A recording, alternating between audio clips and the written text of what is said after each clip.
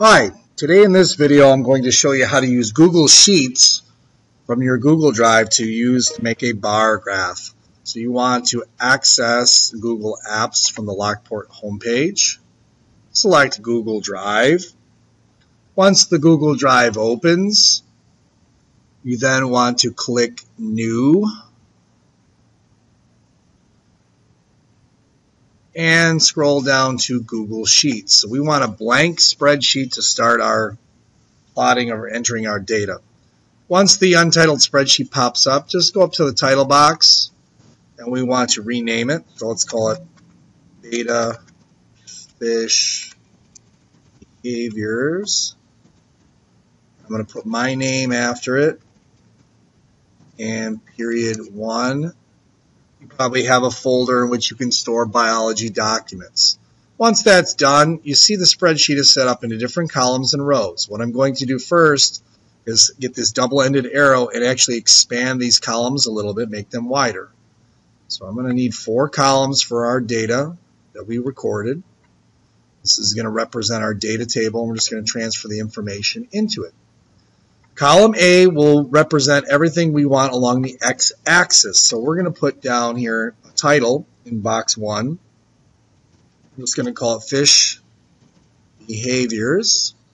Then we're going to list out the 5 aggressive behaviors we were interested in. The first one was gill flaring. Then we had fin flaring. We had chasing/attacking. Color change, and biting. Those are our 5 categories for behaviors. And you charted out, or we recorded data with response to control, puppet. If we were working with size, remember that fish would be the same size as our actual fish. Then we had a smaller size puppet. And then we had one that was larger than our fish.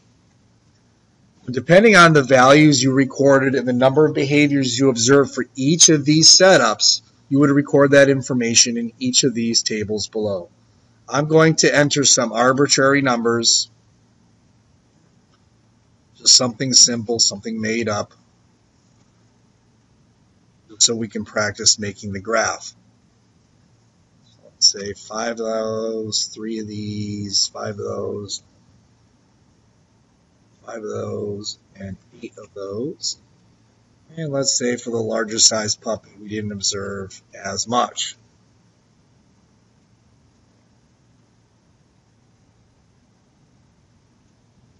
Once all your data has been entered in this format, you go ahead and click highlight and select all 4 columns and all the rows. From the taskbar up top, you select Insert Chart. What it will do is give you recommendations for the data. Which chart would be, or which type of graph would be best to display this sort of data. So oftentimes the right correct type of graph pops up. However, you could also select it under Chart Types. And we could scroll down. Google calls a vertical bar graph, they call it a column chart. So we could select that. And you'll notice it's the same essential layout. Once you have the correct type of graph selected, you go ahead and customize that graph. If you click customization, all sorts of different options come up. The first one is the title. So I'm going to change the title to reflect what I recorded. So I'm going to say Betta Fish Aggression in response to size. And I'm going to change my font color. I'm going to make that blue. And I'm going to change the size as well. I'm going to make that a little bit bigger. And you'll see it modified on the graph. The legend is the same thing as the key. So if you want the key on the right, the top, the bottom, inside the graph, outside, you can change that. You can also italicize, bold it, change the colors. So right now I'm going to leave that as black. I'm going to change the font for the whole graph to a wide, bold font. I'm going to change the background of my graph. I'm going to make it like a light gray, give it to some visual appeal. I'm going to go ahead and slide down to where my axes are. So you'll see this red heading axis. Horizontal axis is already labeled. Here's the title, Fish Behaviors. If you want to change the color of that, we can do so.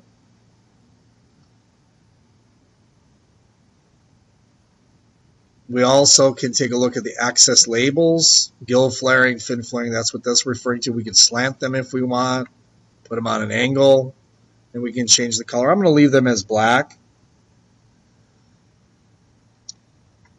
Now, you'll notice that the y-axis is not labeled. Well, if you go back to the title, hit the drop-down menu, select left vertical, it'll give you an option to enter a title. So I'm going to enter a title for my y-axis as number of times observed in 5 minutes. Hit return, and that'll enter it. I'm going to change the font color to match my x-axis. So I'm going to make that blue. Looks nice and pretty. We can also change the scaling if we like. If we want to spread this graph out, I think our largest value was 9. So we could type in a minimum of 0, a maximum of 9. Hit enter, and that will alter the scaling a little bit. It'll expand the graph and make it nice and visually appealing. If you want to change the colors of the bars, you can do that as well. You do so by clicking on one of the bars. And at the bottom, there's a text box that says series. So we can go to each individual type of bar. So if I want to make my control bars and change that to green, we can do that. Back to the drop-down menu. Let's make the smaller one. We want to make that blue. We want to change the larger puppet graph. We're going to make that, let's say, maroon, like Lockport. Once you're all done, you click Insert, making your modifications, and there's your graph now. If you want to go back in and change something, you go to this little drop-down arrow here and click Advanced Edit.